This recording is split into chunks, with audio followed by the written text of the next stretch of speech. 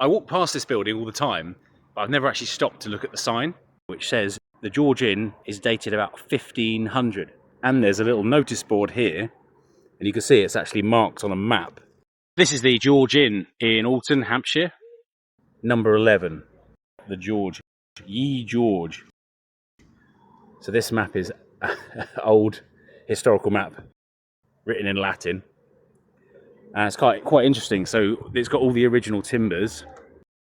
And an interesting feature about this building is that you see underneath the windows there are little slots, and apparently that was where they used to put in boards to walk out across and sit down and basically go to the toilet in the river. Good old medieval sewage system, the actual river. I don't know how they would get out because those windows are tiny. Maybe the windows were bigger back then and they've been made smaller. And then what they would do is they would put boards across the river to dam them up and just hold the poo back, and then they would flush the toilet by lifting the boards out and then flooding it all downstream.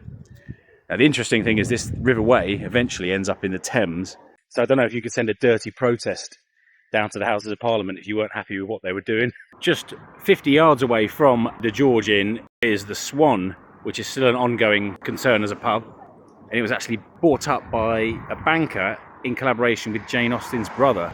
The Austen family is very much associated with Chawton, which is a village just up the road from Alton, as I'm sure many locals are aware.